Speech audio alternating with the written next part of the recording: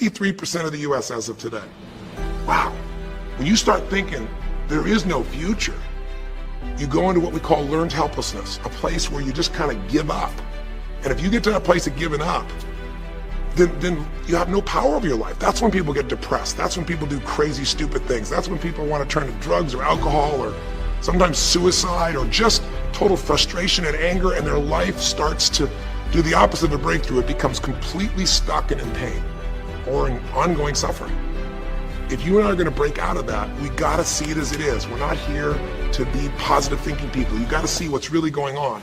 But if you're overweight, you can't say to yourself, well, I'm big boned. That's not why you're overweight. You're overweight because you don't work out, you eat certain things, you eat Cheetos all day long, watching TV. I don't know what it is you do, but I know it's not just because you're big boned. You don't want to make it so it's outside your control or you can't change it.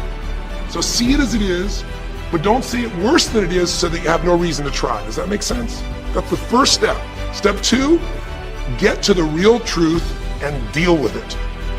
Don't just see it as it is and not worse than it is. Don't just like balance it, but now get to the truth. I mean, listen, if the truth is you've been trying to get a job for 2 years and you truly have worked every day in a particular industry, and the number of jobs in that industry has shrunk down, and you really aren't getting that job, then you might have to look at the truth. The truth is you might have to retool.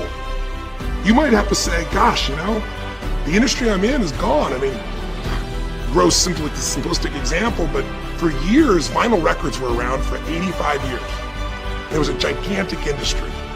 And things came and went. During the vinyl record time, what happened? Well, remember those 8-track tapes? Are you ancient enough to remember those things?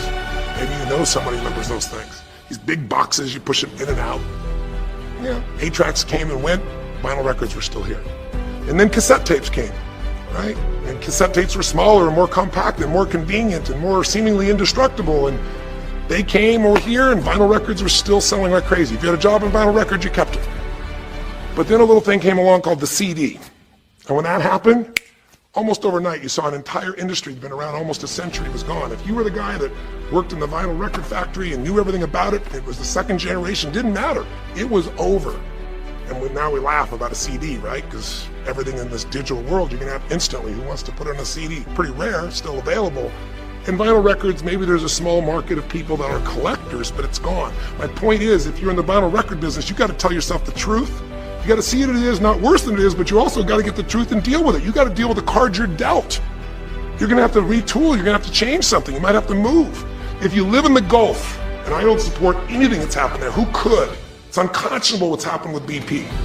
But if you live in the Gulf and you're a third-generation fisherman, and you fish for oysters, and they're dead, you better get to the truth. Are they going to be dead for 2 years or 10 or 20 to the best of your ability? And you might say, well, I can't do anything else. I can't. I'm a third generation. This is all I know. Yes, you can. Get to the truth and deal with it. Deal with the card you're dealt with. You got to deal with it, sure, I'm sure legally, but in the meantime, you got to take care of your family. I'm not saying this off the cuff easy because I've been in those situations where it's impossible, it's unjust, it's wrong, but I still got to deal with it just like you. Am I making sense? It's like, you might say, I have lived here, you might have to move. You might have to fish someplace else. You might have, I know you still got to deal with all the consequences, but you got to take back control of your life. There are unjust things that happen, but you got to take control. Easy for me to say, I'm not sitting in your shoes, I get that. But who hasn't experienced some form of injustice? Someplace. Who's not dealt with something unfair? Who's not dealt with something that wasn't meant to be unfair, but it affected your entire life, your career, your finances, whatever? You got to tell yourself the truth, and you got to get to dealing with the reality right now. The longer you wait, the longer the crisis will be. If you're having an economic crisis, got to deal with it. Got to downsize, right size, do whatever it takes. And I say, okay, Tony, well, so far you're telling me don't allow myself to make it so bad I don't try, see it as is, but don't make it worse than it is. And you're telling me get to the truth and deal with it. Well, that's nice, but how do I do that? Maybe the third step, more than just getting the role model, maybe to be more specific, is get a vision first. Get a vision and get strong. That's what I think your third step should be. You first tell yourself the truth, yes. See it as it is, not worse than it is. Tell yourself the truth and deal with it. But the way to deal with it is say, what am I going to go for? There's got to be a compelling future. I got to come up with a vision for my life, or a vision for my relationship. I've had terrible relationships, nothing's worked. Tell yourself the truth. I've made poor choices, or I told myself stories and gave myself excuses, or I've not had the courage, whatever it is. Get to the truth, and then get yourself a vision for what you do want. Because you have to have something you're going to move towards. Does that make sense? Without a vision, people perish. It says in a very good book called The Good Book. I know there are many good books, but that's a good one to take a look at. We need something to go for. We can deal with any problem today as long as there's something that we can look for in the future that we can strive for. It'll give us the emotional and psychological fuel, the juice, to keep moving forward. So you gotta come up with a vision, and a way to do that, we'll call that step 4. Get a role model. You might get the vision from a role model, you might get the vision just from coming up with a new idea. But in order to figure out how to go from where you are to where you want to be, to close the gap from where you are to where you want to be, it's best to learn by other people's experience whenever you can. So get a role model, get their strategy, and go to work. Get into action. So I'll give you an example. Years ago, when I was first starting to try to figure out how to build myself financially, I grew up at a time when, just as I was starting to do well, this big recession happened. And I remember I was like 29, 30 years old, I think, and maybe 31. And I was doing okay, and then all of a sudden there were all these business challenges because we went through this severe recession back in those days. And I remember at the time everybody was downsizing and freaking out, and I thought, you know what? I don't want to just settle for this. I want to find a way to do well. Who's done well in really tough times? And so I started doing my homework. And in those days, you didn't go out and use the internet the way you do today. You couldn't access all that information. We actually went to libraries and did research in traditional ways. I'm ancient enough to remember those days. And I started hearing about this man named Sir John Templeton. Very famous man. He's a man who became a multi-billionaire as an investor. He started with nothing. But what was interesting is when I started to find out about his story, because here's a guy that when he's a young man, he's called Sir John Templeton now. He was actually an American originally. And he wasn't Sir. He came from a very poor family.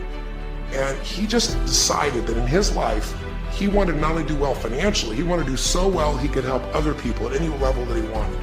And today, by the way, he's passed, but before he did, he created the Templeton Fund, and he also created a fund that now delivers money, gives money each year, the Templeton Prize, to people that do good spiritual works, and it's larger than the Nobel Prize, and it continues to go on. The guy started with nothing, and here's how he did it. Listen to me now. The reason I look for him as a role model is because he made all his money in the worst of times. He made all his money when people were going through the equivalent of the deepest recession and depression possible. His whole belief was, and this is different than almost anybody else you see around you, was pessimism was the secret to success. That what he wanted to do was make money when people were most pessimistic. Because when people are optimistic, they want you to pay for their house a huge sum of money. But as they start getting more and more pessimistic, well, pretty soon they think they can never, if the house is the worst thing to have, they'll virtually give you the house. They'll virtually give you the business. And so he made all his money starting in World War II. When the war broke out, when Hitler invaded over in Europe, he took all the money he had and borrowed total money of $10,000, a total amount. He bought with $10,000 every stock on the New York Stock Exchange that was $1 or less that he thought might be useful, including some companies that looked like they're going to be bankrupt. But he did it when people were the most pessimistic. Because if you recall, it looked like Hitler was going to take over. It didn't look like we were all going to be the winners. It looked like Hitler was going to dominate. And when people were that scared, they would give up anything they had just to get a little bit back. And so he bought all the stock that eventually made him a multi-billionaire. He became a billionaire because after things changed, after the war, just 5 years later, and the economy started to surge, everything changed for him. Where do you think he invested next after World War II? Where was a country that was pummeled, that was down, the factories were basically turned into mud? Japan. You could buy things for pennies in Japan that would have cost you hundreds of thousands of dollars before, and he did. When everyone was most pessimistic, he went and did well. And then he sold when the 80s surged and when everybody thought Japan was the greatest country on earth and had the biggest businesses. He sold and made his maximum profit when people were overly optimistic. He did the same thing down in South America when inflation went crazy. This man spent his entire life basically having a strategy of how to succeed when everybody else was scared. I tell you that because he's a role model. What he did, how he did it, it's all in writing, it's crystal clear.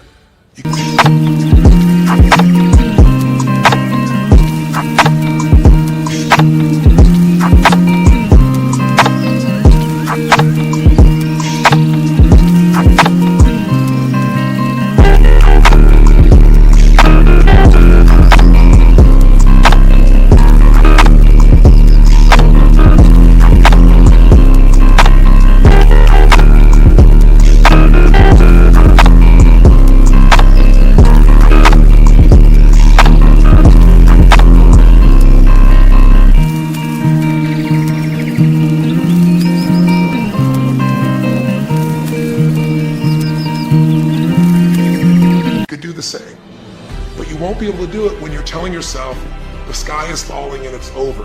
When you see it worse than it is, you'll just give up. You won't do it if you don't tell yourself the truth is, you know what, this system isn't working. I gotta do something. I gotta change my finances. I gotta change my job. I gotta reach. If you don't tell yourself the truth and deal with the truth, the real truth, nothing's gonna happen.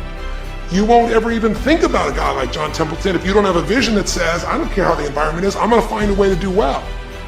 And you won't do well unless you get a strategy based on a role model who's really done it. My whole thing is this: if anybody has something you want, they aren't lucky. They did something. If you model them, if you take similar steps, you can produce a similar result. Make sense?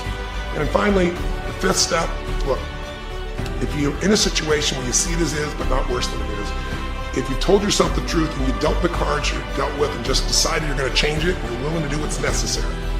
If you put yourself in a place where you got a new vision and you've gotten yourself strong, if you got a role model and you've got some strategy and you've got yourself into action, step 5 is give much more than you expect to receive. Simple as that sounds, if you find a way to meet people's needs in business, in an intimate relationship, meeting your kids' needs, anybody's needs, the whole game changes. What happened here when all of a sudden, Melissa finds herself coming home and all of a sudden she finds out that while she's gone, her kids now don't want to talk to her boys, her husband has had an affair. Well, none of that could change if she would have just said, you know what? My whole life is over, I'm done. And oh, by the way, I've just lost my career too because while I'm busy trying to deal with my family, I didn't finish the record, so I lose my record deal. And oh, by the way, we don't have any financial stability, now we're losing our house. If that family would have just said it's over, if Melissa or Rick either just said it's over, it would have been over. But they told themselves the truth. We got severe problems here, but they didn't make it worse than it was. They didn't say we can't turn it around. And then they got to the truth of the infidelity. The truth of her addiction to going after fame instead of being a mom. The truth that neither one of them had been really competent at parents and had not given the energy to the kids that they deserved. The truth will set you free, but first it'll piss you off. It doesn't feel good, but not feeling good is sometimes where you get your drive to change things. They started looking around and said, we don't have the skill to even manage our house, much less our finances. We got to do something different. We got to focus on our kids. We got to focus on turning things around. We got to turn our relationship around. But that wouldn't have worked unless they got a vision of starting to see, it could happen. And that's what I help them with. I help them get to the truth. I help them to stop over-exaggerating. I got them.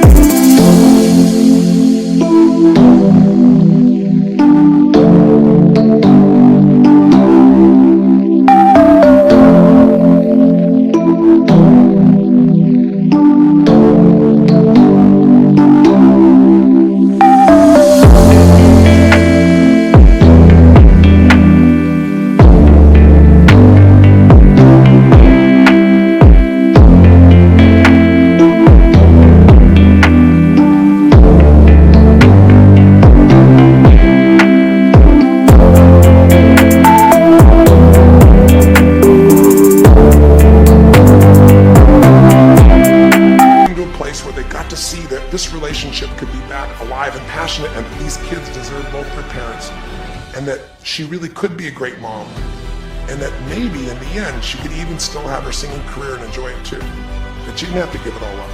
And I'm really proud of her. She did it because she found a role model. She got a vision, but she got a full role model. And the man that she works with today is a man that sold, I think now 5 million or 10 million records, and most people outside the country business don't know his name. He's her mentor now. He's made music with Willie Nelson, with just about anybody you can imagine in the business. And he's done it for all these years, but he's never left the central part of Texas because that's where his family is. And Melissa's had offers to go to Sony Red. She walked away because they said, you're gonna have to do these things without your family. She found out what was most important, and she made the decisions that met her needs to be a great mom.